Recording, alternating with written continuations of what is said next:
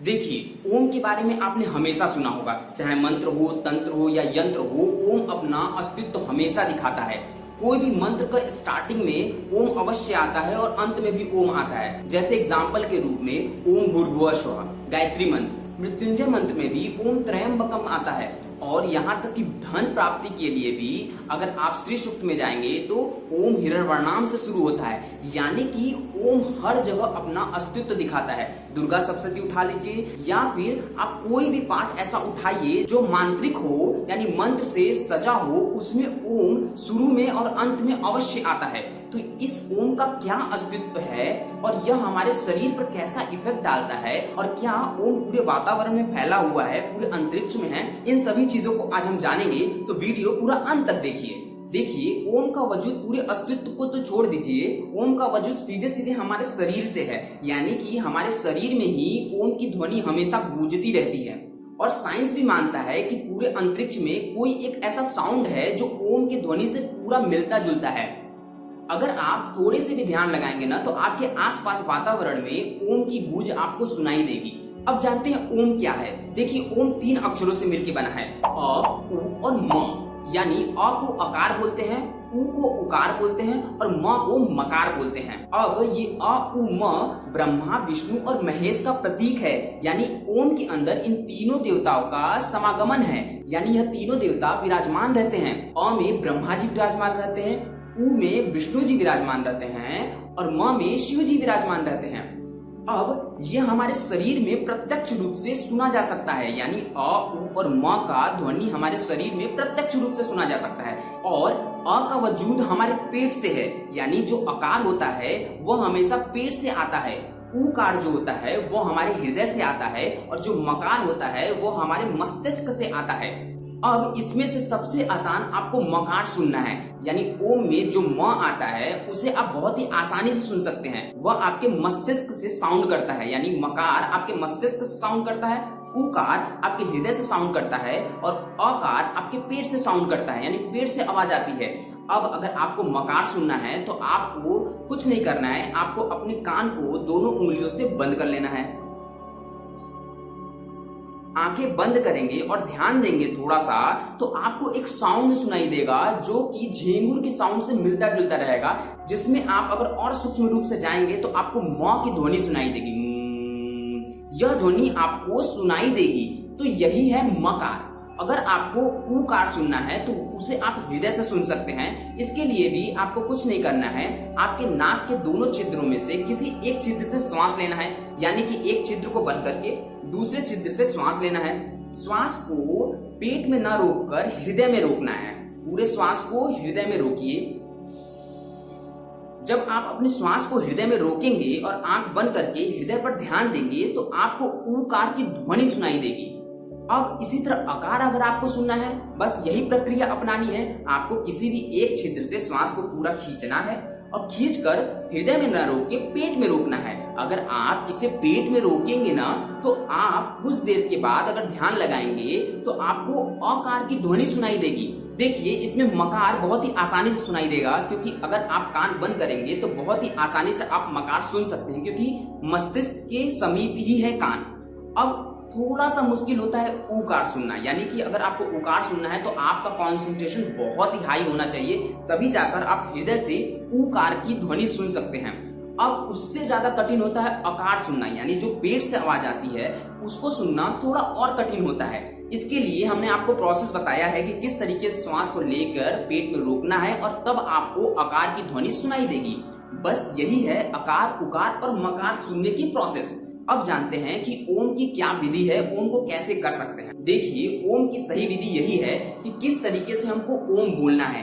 ओम बोलते समय आपको पहले जो अ होता है वो पेट से आना चाहिए, यानी अ, उ और म जो लास्ट में मकार होता है वो हमारे मस्तिष्क से निकलना चाहिए।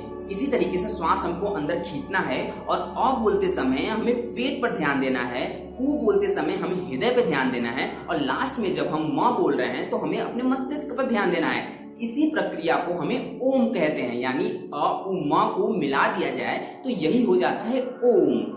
अब इसे कब कब करना है, देखिए, अगर आप इसे सुबह और शाम को करते हैं तो ज्यादा अच्छा होगा आपको इसके नजदीक पहुंचने में, यानी ओम के नजदीक पहुंचने में आपको बहुत ही बेनिफिट मिलेगी और ओम का बहुत ज्यादा लाभ है जो हम आपको आगे चल के बताएंगे।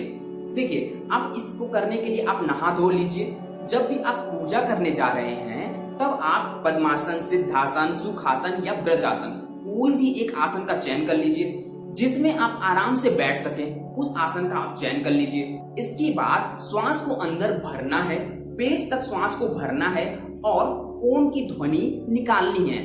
अब प्रारंभ में जब आप अ की ध्वनि निकाल रहे हैं तब आपको पेट पर ध्यान देना है, बीच वाली ध्वनि को आपको हृदय पर ध्यान देना है और म वाली ध्वनि को आपको सर पर ध्यान देना है। बस आप इसको ऐसे समझिए, जब आप स्टार्ट कर रहे हैं तो पेट पर ध्यान देते हुए, हृदय पर ध्यान देते हुए और लास्ट में मस्तिष्क पर ध्यान देना है। यह बहुत ही कमाल की टेक्निक है। अगर आप ओम इस तरीके से करते हैं, यानी पेट, हृदय और मस्तिष्क पर ध्यान देते हुए करते हैं, तो ओम की बेनिफिट डबल हो जाती है। अब जानते हैं कि ओम की फायदे क्या क्या हैं। देखिए, अगर आपको थायराइड है तो ओम आपके लिए बहुत ही अच्छा है, क्योंकि थायराइड ग्रंथि हमारे गले के अंदर होती है। अब क्या होता है, जब हम मकार शब्द निकालते हैं तो हमारा पूरा कपाल हुआ यानी सर गूंजता है। इस गूंज की वजह से हमारा गर्दन में कंपन पैदा होती है और इस कंपन के वजह से हमारा जो रक्त प्रवाह है वो बहुत ही अच्छे से फ्लो होने लगता है, जिसकी वजह से जो थायराइड ग्रंथि है उसमें बदलाव होना शुरू हो जाता है और उसकी कोशिकाएं भी हमारे ओम के तरंगों से मैच होकर सही होने लगती हैं। यानी ओम इसमें बहुत ही लाभ देता है। इसलिए थायराइड वालों को ओम की ध्वनि अवश्य करनी चाहिए, यानी ओम का जाप हमेशा करना चाहिए। इसे आप 21 बार सुबह और 21 बार शाम को कर सकते हैं। वैसे प्रारंभ में तो आप 21 बार ही शुरू करिए, लेकिन आप इसे 30 बार तक लेके जा सकते हैं। अगर आपको थकान है तो ओम आपके लिए बहुत ही अच्छा है। आपको करना कुछ नहीं है, बस आप 5 बार ओम की ध्वनि करिए। देखिए आपकी थकान कितनी आसानी से दूर हो जाता है। देखिए इसका रीजन क्या है थकान दूर होने का। देखिए इसमें सिंपल सा तरीका है। जब भी आप थकते हैं तो आप क्या करते हैं, आप श्वास को अंदर लेते हैं और फिर धीरे धीरे श्वास को बाहर छोड़ते हैं। यह प्रक्रिया आपको ताजगी देता है। क्यों ऐसा होता है, क्योंकि हमारे शरीर में जो ऊर्जा होती है उसे हम बाहर निकालते हैं, जो थकी हुई ऊर्जा होती है उसे हम बाहर निकालते हैं और अच्छी ऊर्जा हम अंदर बढ़ते हैं, जिसकी वजह से हमारा शरीर हील हो जाता है। इस वजह से हमारी थकान दूर हो जाती है। बस ओम में भी यही प्रक्रिया होती है। जब हम श्वास को अंदर लेते हैं तो वैसे ही हम रिलैक्स हो गए और जब हम ओम बोलते हैं तो उनकी जो तरंगे होती हैं हमारी कोशिकाओं को हील कर देती हैं, जिसकी वजह से हम बहुत जल्दी रिलैक्स हो जाते हैं, हमारी थकान दूर हो जाती है। इसीलिए ओम थकान में भी बहुत ज्यादा मदद करता है। अगर आपको ब्लड प्रेशर है तब भी आपको ओम बहुत ज्यादा बेनिफिट करेगा। ब्लड प्रेशर हाई हो या लो हो, अगर आप 21 बार सुबह और 21 बार शाम को ओम का जाप करते हैं तो आपका ब्लड प्रेशर हमेशा नॉर्मल रहेगा। ये क्यों होता है, क्योंकि आपको हमने शुरू में ही बताया है कि ऊकार हमारे हृदय से संबंध रखता है और हृदय से जो भी चीज संबंध रखेगा वह हमारे रक्तचाप को भी संतुलित रखेगा। इसलिए ओम का ध्वनि हमारे ब्लड प्रेशर के लिए भी बहुत अच्छा है और ओम से आपके शरीर में बहुत ज्यादा स्फूर्ति आ जाती है। यह इसलिए होता है क्योंकि आपका जो रक्त है वो बहुत ही अच्छे से प्रवाहित होने लगता है, जिसकी वजह से हमारे शरीर में बहुत ज्यादा स्फूर्ति आ जाती है। इसलिए ओम स्फूर्ति के लिए भी बहुत अच्छा है और साथ में ओम नींद के लिए भी बहुत अच्छा है। नींद के लिए इसलिए अच्छा है, जब हम लास्ट में मकार बोलते हैं जिसकी वजह से मकार ध्वनि निकलती है, वह हमारे सर को प्रभावित करती है, यानी सर के सभी कोशिकाओं को हील करने की कोशिश करती है और सबसे ज्यादा इफेक्ट करता है हमारे थर्ड आईज पे, यानी यहाँ पे जो पीनियल ग्लैंड है उस पर सबसे ज्यादा इफेक्ट करता है ओम की मकार वाली ध्वनि। अब क्या होता है, जब हमारा इस पे यानी थर्ड आईज पर ओम की ध्वनि की जब तरंगे इफेक्ट डालेंगी तो यही हमारा जो थर्ड आईज है यही हमारे नींद को कंट्रोल करता है, यानी कि जो पीनियल ग्लैंड है यही हमारे नींद को सही क्रम में लाता है और इसी की वजह से जो हार्मोन स्रावित होता है उसी से हमारा नींद कंट्रोल होता है, यानी नींद आती है और नींद जाती है। तो जब हम ओम बोलते हैं तो हमारा पीनियल ग्लैंड भी हील होता है और जो भी हार्मोन्स उचित मात्रा में प्रवाहित करनी चाहिए उसी मात्रा में यह हमारा पीनियल ग्लैंड हार्मोन्स को प्रवाहित करता है, जिसकी वजह से हमें नींद भी बहुत अच्छी आती है और इससे हमें भूख भी बहुत अच्छा लगता है।